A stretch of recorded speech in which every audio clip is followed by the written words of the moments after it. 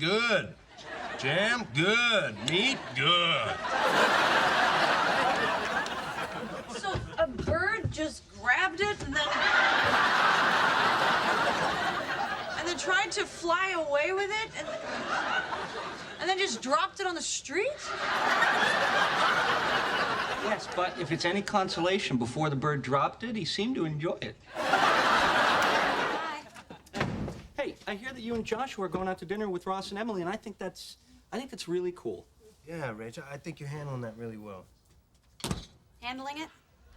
What do you mean handling it? There's nothing to handle. You know, maybe I would have a problem with this if it wasn't for me and Joshua. You know, they're not gonna get married anyway. What? Come on. They rushed into this thing so fast, it's ridiculous. I mean, they're gonna be engaged for like, what, a year?